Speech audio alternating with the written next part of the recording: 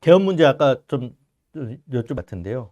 이 개헌 얘기가 이제 임기 단축 개헌안 얘기들이 좀 제기되는데 여기에 대해서 이재명 대표는 찬성할 것 같습니까?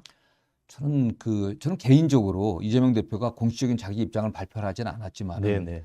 임기를 3년으로 단축한다고 하면 어떻게 하자는 건지 모르겠습니다. 3년 한다고 하면은 임기 3년 단축하면은 2028년도까지 아니겠습니까?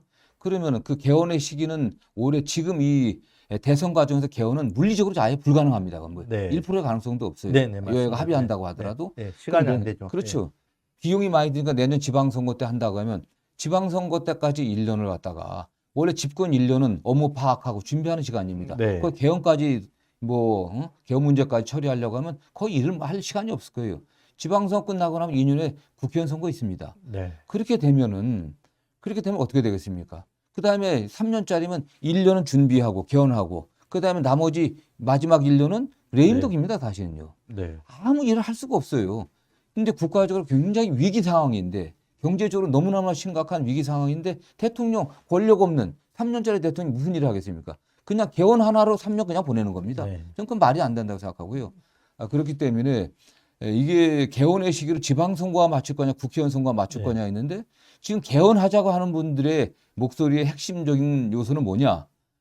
제왕적 대통령의 권한을 제한하자는 거거든요. 네. 네. 그런데 대통령 선거하고 지방자치단체장 선거 또 지방의회가 있지만 지방의회보다는 지방자치단체의 권력이 막강한 거 아니겠습니까? 네. 모든 인허 갖고는 다 갖고 있으니까 대행정 권력을 갖다가 한꺼번에 선출해 버리면은 선출해 네. 그렇게 하고 같이 하고 네. 그 다음에 국회의원 선거 때 시기를 맞춰서 그걸 견제를 평가를 받아야 되지 않습니까? 네. 근데 3년짜리 단축해 버리면 대통령 선거와 국회의원 선거가 합쳐집니다. 네. 네. 그리고 지방선거가 중간선거가 되거든요. 네. 네. 이건 말이 안 되는 거 아니겠습니까? 그러면 지방 사이클을 4년 중임제 얘기가 나오는데 그 사이클을 그럼 지방선거하고 맞추셔야 된다는 그렇죠. 그러니까 대통령 선거하고 국회의원 선거를 같이 하게 되면은 네. 행정권과 입법권이 하나로 뭉쳐집니다. 제왕적 대통령의 권력을 제한할 수가 없는 거죠. 네. 그 대통령 선거와 지방 선거 합쳐지고 중간 평가가 국회의원 선거가 돼야 되는 겁니다. 미국의 대통령제에서 중간 평가가 그런 의미가 있는 거 아니겠습니까? 그러니까 이재명 대표도 그렇게 생각을 하신다고 봐야 되나요? 뭐 이재명 대표의 생각 이 부분에 관련해서 아직 뭐 밝힌 바는 없습니다. 근데 반면에 국회의원 선거와 같이 사이클을 맞춰줘야 국회의원들을 그 입법권과 어떤 행정권이 하나가 돼가지고 그러니까 중간 평가는 지방선거로 받고 해야 이게 국정 운영이 순조롭게 되지 않겠느냐 이렇게 얘기하시는 분도 계세요. 근데 제가 조금 전에 말씀드린 것처럼 개헌의 목적이 대통령 권력을 축소하자고 하는 건데 대통령 대통령 권한 행사를 지방자치단체장이나 지방에서 견제할 수 있습니까? 불가능한 거죠. 네. 대통령 권력을 행정부로 견제할 수 있는 것은 입법 부분 아닙니까? 그렇기 때문에 따로따로 해야 되는 게 맞는 거죠. 네. 알겠습니다.